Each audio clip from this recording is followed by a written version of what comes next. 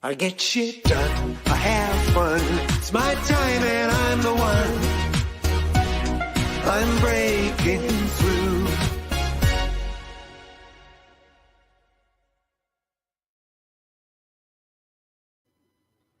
Hello and welcome to another edition of the Business Renovator as we launch into fall. Today we're going to talk about 5 simple steps to the income you want now.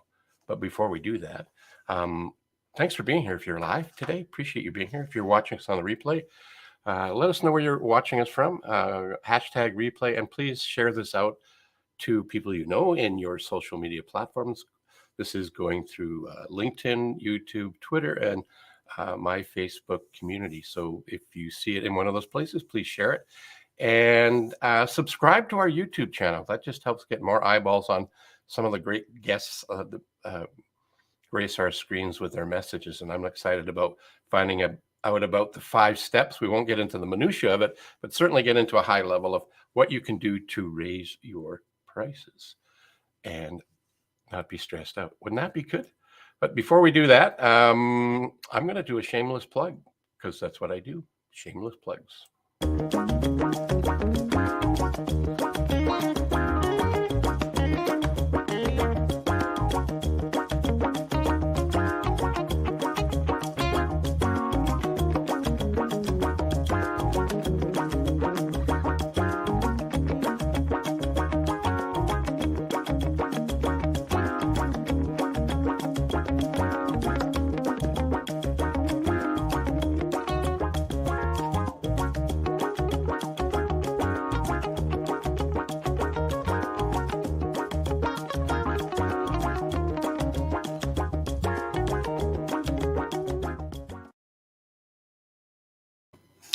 So the shameless plug is actually a free gift for you. There's no credit card required.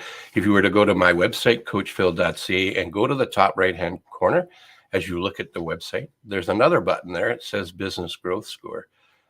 Click on that, and it's a self-assessment where you can see where you're at. You might find your business is right on target and might validate it, or you might identify that there's an area that has room for improvement.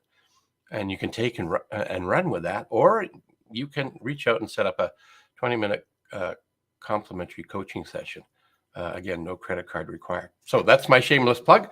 It's a gift for you for being here. I appreciate you taking time to watch us now and on the replay.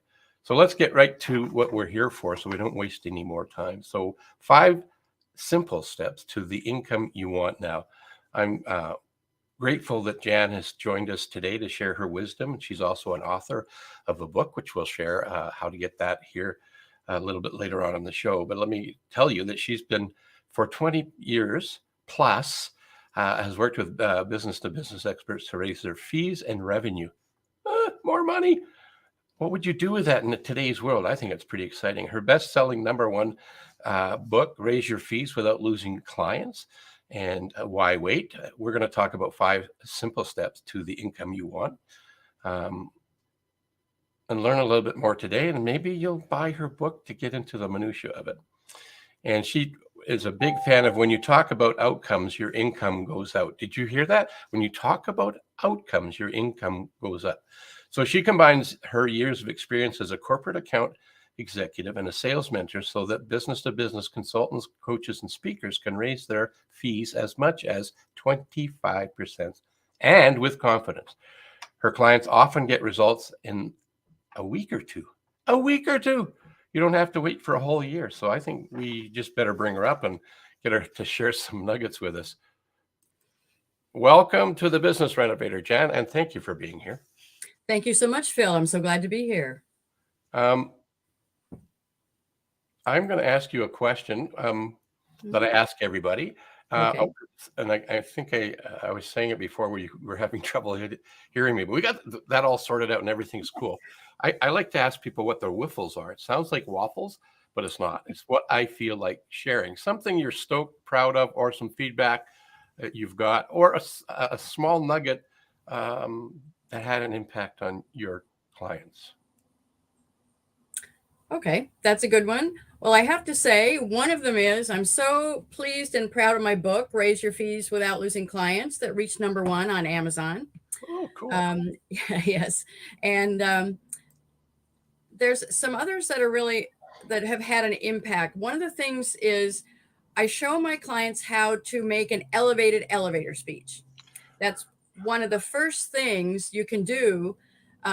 It's part of my system, my value framework of the 5 simple steps to the income you want. Your elevated elevator speech is different from most. A big mistake people make with their elevator speech is using a formula that doesn't really work. A lot of formulas out there are who you work with and what they want. So for example, if I were to say that for me, I would say I work with B2B consultants, coaches, and speakers who want to raise their fees. So what? It doesn't say I do it successfully. So when I add something about the results I get, such as clients raise their fees as soon as the next conversation with their client, that elevates your elevator speech. You know what I like about that? What? You didn't use the P word. Oh, we've talked about that, and I'm going to not use that word again. That's right. And because I think I call it actually an infomercial, but it's Yes. speech is what it is too. And some Yep. people, the younger people, they don't, well, why is it called an elevator speech? Yes. And the answer is because, well, we used to go out and see people and ride an elevator, and some of we had 30 seconds to make an impression. So Mhm. that's where it started. Yep. But other people have a P word, and I just, as you know, it's like, to me, it's like nails on the blackboard. Because Exactly. Well, we were talking a few minutes ago too about how some elevator speeches and some people simply when they talk about what they do, it's all coming from about them, what they yeah, do, how wonderful they are, and that's the case with that P word. The other thing is if you are pitching someone, I know I used the word no, pitch you can use it baseball, to teach. It's but okay to teach. if you're pitching someone, it means you've designed something or created something that you think the client wants. It's not necessarily, and then you're pushing it on them. That's not the best way to raise your fees or increase your fees or income or get clients quickly. And the other thing I liked is you added the elevated. I'd never thought of that. An elevated elevator speech. I love it. I love it. Great, thanks. And on the thing about you just said, it's about the one way is coming at them. One way is showing up with the right intention to add value Mm, and to be a go-giver, as Bob yes. Berg talks about Yeah. in his terrific book. Yes. And then the other way is the opposite of that. So one of the things I can say, I don't need to read this, but I'm going to put it up on the screen. No one cares about you until they know how much you care about them. So that's what Yeah. I heard you just say in a different Exactly way. right. Yeah. Yep. Cool. Exactly. Awesome. So how did you come about writing a book? Because many people have suggested I write a book, and I think about it. Oh man, that's a lot of work. Well, interesting question. It's first of all, writing a book is not as hard as you might think. And the What? way yes, it takes time. In my experience, when we've been working with clients, we have enough information in our brains and in our minds and from working with our clients that we can write a book. One of the parts of my value framework is creating a signature system of how your signature process, 5 to 7 steps of how you get client results with your clients. So in my framework is 5 steps. There are others out there. Once you pull your process together and put it into 5 or 7 steps, then you already have 7 chapters of your book, Wow. plus an introduction, and that's the introduction to the book. And then you have a summary or a conclusion. So you already have right at the top of your mind, if you sit down and think about it, all you need to write a book. That's Yes, it interesting. takes time and focus. Yeah. That's Yeah. interesting. I'm just going to bring up this name again. Okay. She's a wonderful woman. Good. She's also an author. She's written a couple of books, but Oh, only good. recently. And she's got this one book. Uh, Sorry, Kellen, if you're here watching, I forget the name of it, but she's in love with pugs. She's been a part of groups that rescue pugs. So Oh, her story is represented in with pugs as characters, and I forget the name. If you're here, Kellen, plug it in there, and I'll put it on the screen. Um, so she's written a couple of books. I'm thinking, wow. yeah. Now, and what I like about what you're saying here is I'm a fan of framework as well for a variety of Mhm, different things. Like mhm, people think you need to have a sales script. I think a mhm. sales script is too rigid. I like the idea Yes, of it framework. is. I think I got it from Jeb Blunt, actually. It's not my Mhm. idea. I think that's where I got it from by reading his book. Yes. Right. Right? Yeah, right, right. Well, so the other thing is when we're in business, our books and our signature system and our process for getting results also shows people how we can work with them. So I'm looking at my book as an introduction to my services and a little bit about me. They find out about me and how I work. And you can do the same thing. So, for example, if someone buys my book, there are lots, I have to tell you, there are really cool surprises in my book. Let me see if I can find one right away. If you can see it, the book has QR codes in it. And you can click on the QR code and it takes you to a video. Oh, very And cool. each chapter has a QR code. Well, so my book is also written, and this I highly recommend this.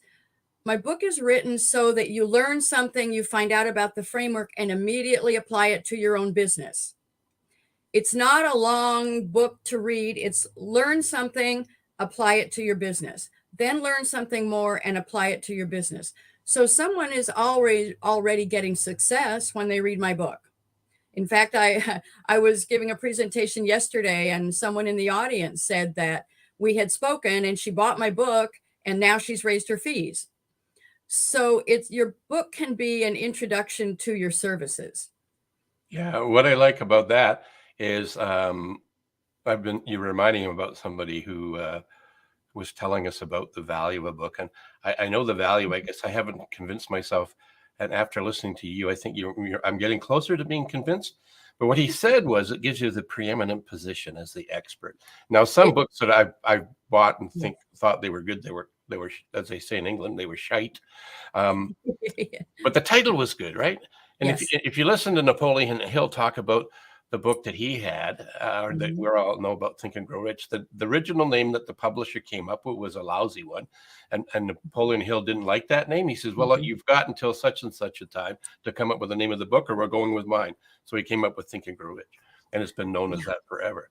Yes. Um, so I'm getting excited about thinking more. Maybe I will write a book. I'm You not saying for sure, world, but maybe. you Um, you you bring up a really good point about the title.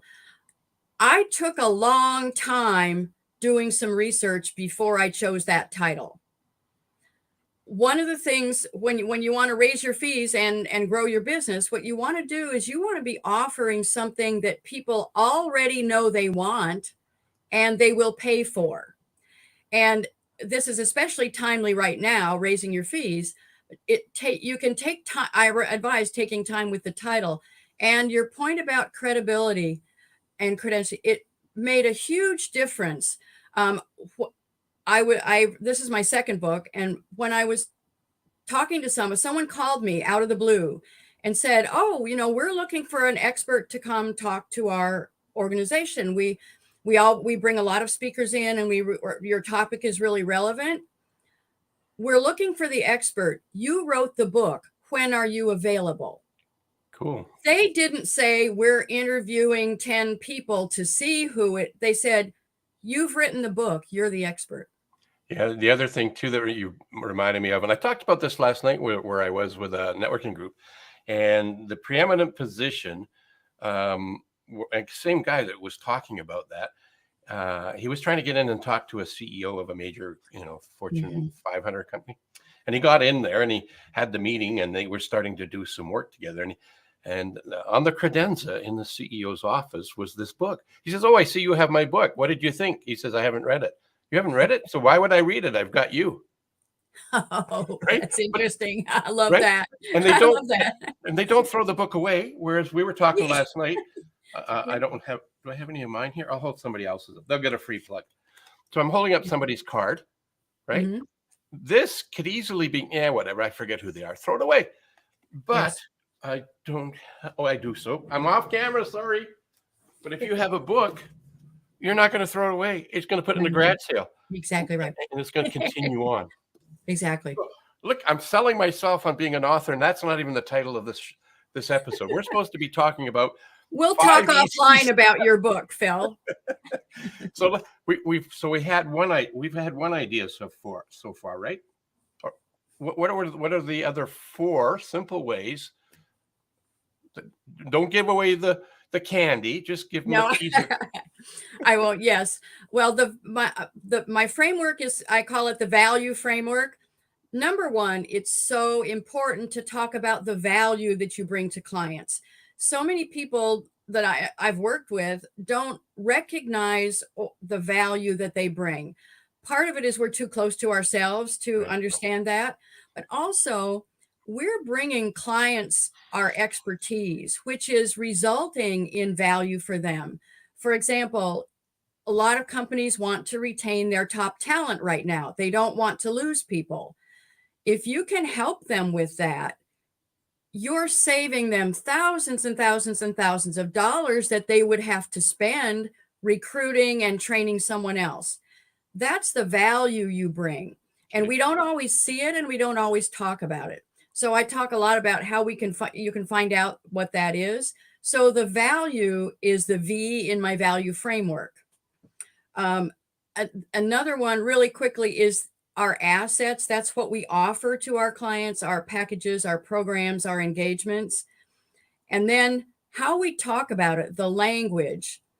Um, and Another part is talking from the you point of view. Phil, we were just talking about this, not how wonderful we are, but the client, what you can count on when you work with me. And then also your expertise DNA. And that's your unique combination of skills, values, and expertise. No one has the same expertise DNA fingerprint. It's why you get results for your client. For example, one of my clients was a CEO who was looking for another business opportunity. And when we went into the process I have for identifying your expertise DNA, he had tremendous experience in finance globally and also in generating revenue for his corporation. You don't always see that combination of finance and revenue generation. So that's his expertise DNA. When he started talking about it in his 90-second introduction and on his LinkedIn profile and his executive bio, he started getting calls because people really understood what he could bring to them.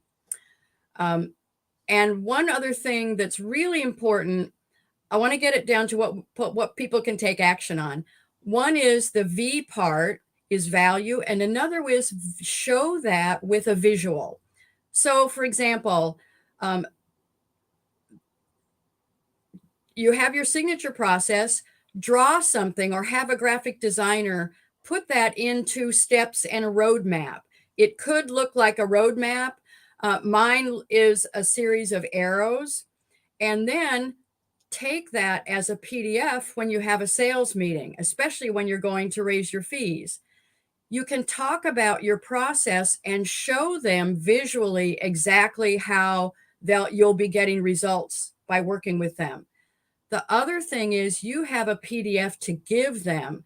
If there are other people in the corporation involved in the decision, or the executive wants to talk to about you and coming in, you have the PDF he can give everybody. You're not depending on the executive you met with remembering what you do in a way to describe it. So I got a whole bunch of crazy nuggets going in my head because Wonderful. you shared a whole bunch of stuff. I'm going to bring myself back up so I'm a little bit bigger.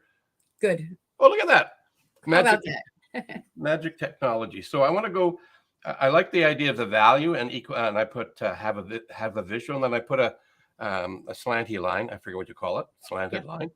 Have a vision. Help them see it, Yes, feel it, absolutely. and assimilate it.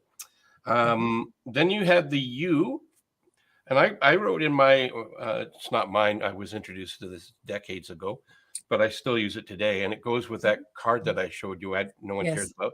It's the radio station that everybody listens to, Yeah. WIIFM, right? Yes. So I got that there. And when you said DNA, I totally get that. What's the thing that we show up with that nobody else can do?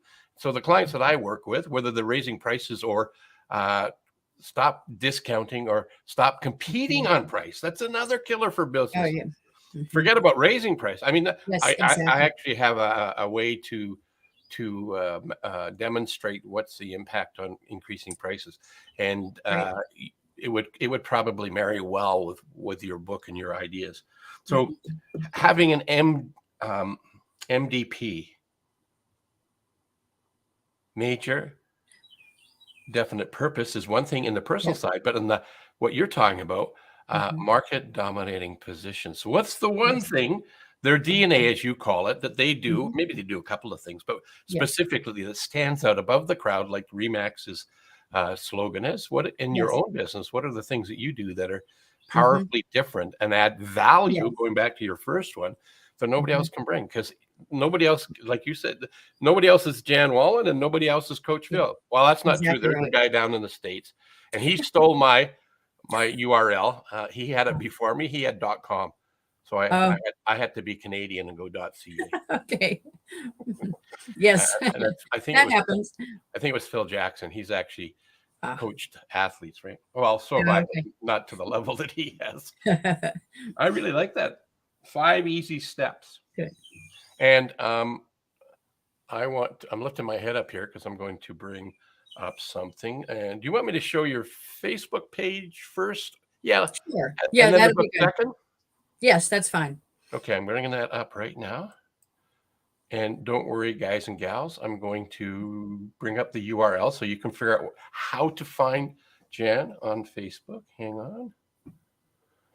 It's right here. I do have it. We set this up in advance. There it is. Right? And I got it spelt right this time. We Yes, did you a got tech it. check Perfect. and a spell check, and we got it sorted out. Good. So if you wanted to find out more about Jan, you could go to her Facebook page. Mhm. That's right there. Easy for you to find it. It's gonna you can't change it now because this is going to be embedded into the internet That's right. forever. So you Yes, got to keep that the same. I'll keep it. Okay, perfect. And then the other place we want to point people to is actually where you can actually buy the book. I think Yes. that's right Mhm. here. No, that's my plug. Let's go to yours. Right there. Raiseyourfees.com. Pretty simple. Yep. Raiseyourfees.com. And it says right there, want to raise your fees, but the answer to the but, I'm thinking, is in the book, Yes, it is. right? Yep. That's pretty cool. I like the arrow with the money there. And it's American money. So being in Canada, that's like a 30% increase in my Oh, rate yes, already. it is. You're If I right. just charged US prices, I'd increase my prices. Oh, that's cool. So there's a link right here. Oh, we're covering it up. Let me do this. Right at the bottom here. Yeah. Buy the book is right there where I've got the cursor over. Let's go back up to the top. Then of course there's about her, the media, and if you want to contact, I guess your email and everything. This would go there, right? Yeah, that's there. Yes. Oh, And actually, there's something free. there is, and there's something else that I'm going to want to tell people about, and that is we were talking about the your elevated elevator speech. Yeah. I have a resource tool that shows you exactly how to do it step by step, and they can go to raiseyourfees.com/elevate and download that, so they can start elevating their elevator speech right away. I was going to try and trick the system. I'm going to see if I can edit this on the fly so we Okay. can edit. It was just elevate after it. Just elevate after it. Just Okay. slash and elevate. Yeah. Check the spelling again, please. Okay. You know. And let me see if I can bring that up. Perfect. So if they go to this URL, they'll get, tell us again. The elevated elevator speech resource tool that shows you step by step how to create your elevated elevator speech. I love it. And that was something I hadn't heard before. When we were in the green room having our favorite low cal, no cal, whatever, and we had alcoholic beverages that don't have any effect on you because it's not really, it's virtual. Yes. Right. Well, that's why I like it, because it can have anything I want and I gain no weight. Exactly. It's only in my imagination. People think I'm a Looney Tune, but I'm not. But we do have loonies. That's our dollar coin in Canada. Yeah, absolutely. So let me push this button and get you back and me back together. There we are. So that was pretty interesting and informative. 5 simple steps to raising prices and fees. And if you want to know how to do it in detail and minutia, get our book. Besides that, though, what's one thing nugget? I'm going to give you 2 choices. You can either share a success story, like a testimonial that you've received from somebody, or you could share a nugget for our audience to leave here today or whenever they're watching it that would add value to their business and their life. So your choice. Okay, good. There's a success story, actually. Okay, and great. Talking about the elevated elevator speech, sometimes when we go around and introduce ourselves, let's say at a networking meeting, sometimes we have 30 seconds. Sometimes it's more like 90 seconds. So when you have a little extra time, you can add a story about how you work with someone. For example, one client came to me and he said, I introduced myself and no one comes to me after the meeting to want to meet or find out more. And so I said, well, what are you saying when you introduce yourself? And he says, well, I do PR for companies. Well, that's so broad. It doesn't say anything about how he's different from all the other thousands of PR people and companies out there. So we started exploring his expertise DNA and found out that what he's really good at and he has experience in that very few people do is crisis management PR. Not only PR publicity to grow your business, but also with a crisis. When a company's in the news in a negative way or something happens, they need someone right away to turn that around and portray the company and everything in a good light again. So his expertise DNA was crisis management PR. Knowing your expertise DNA and your elevated elevator speech really sets you apart, especially if there are many, many, many people who do something similar to you. If you look like everybody else, people don't know who to choose, so they don't decide. They say no. The way I learned it is the confused mind always says no. Yeah, I totally agree with you. When we're talking about the MDP, that's exactly where I go with that. And I teach in my sales training that we have is a fuzzy mind. They do make a decision. It's just not to go ahead. They decided not to do anything. And that in itself is a decision. So we're on the same wavelength. That's probably why we're sharing some time together today, because we have a lot of similar philosophy. Yes. It's cool. And getting him to think about PR, big picture, crisis PR. That's easy for people to understand, right? Exactly. Yet he could do all that other stuff, but that's not speaking to the person that's got that. Oh my God, I got all this crap that's being. What do I do? Oh, I can help you with that. But they don't know that because he's too broad, right? Yes. And that's not picking on him. That's for everybody. No, that's right. That's for everyone. And the thing is, sometimes people think if they narrow it down that much, it's too much, and they might turn someone off. You want to turn off the people who don't need your services. You don't want them to come to you and then you spend time with them and find out that it's not going to work. So getting really down to the specifics. And if a company was in a crisis, they knew exactly who to call. Picked up the phone and dialed his number. One of the things that I want to add on to this, because I think you're brilliant bringing this up, and the way I talk about that, to create a vision or a visual for it as by storytelling. people like this client of yours, the PR guy, and people that I work with, in a lot of cases, they're trying to be a Walmart, have something Yeah. for everybody, and so they want to go really wide, but they're too shallow, and they don't have the Exactly. wherewithal or the money or the Mhm. people to do that.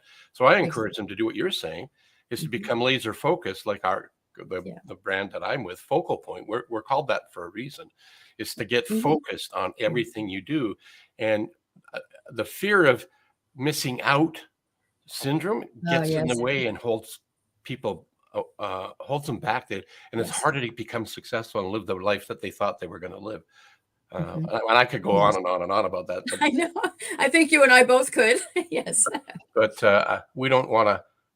Well, we do want to talk, but we're already past like 30 minutes, and it goes so fast. It does. So Time flies when you're having fun. it certainly does, and that's one F word I really like. Fun. So do I. So I'm going to wrap up the show here and ask that you go back to the green room and enjoy whatever you like, and I'll be back with you shortly. Sounds good. And thanks for being here on the show today. Sure. Thanks so much, Phil. I loved it. All right. See you in a bit. Mhm.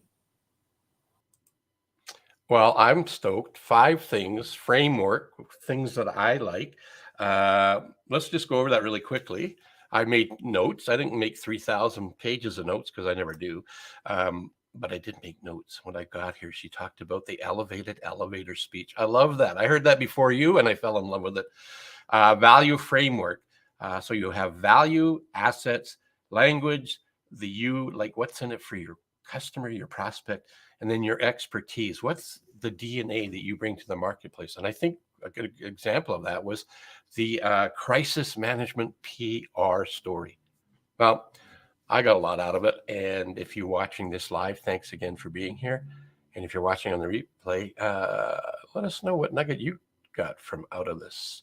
So let me go to something I would like to end up the show with, which I typically do, is from a mentor of mine a few decades ago.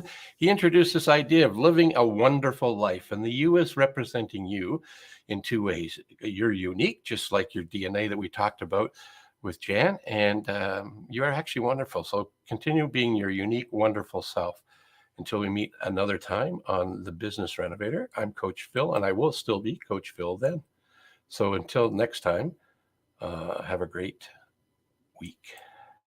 I get shit done, I have fun. It's my time and I'm the one. I'm breaking through.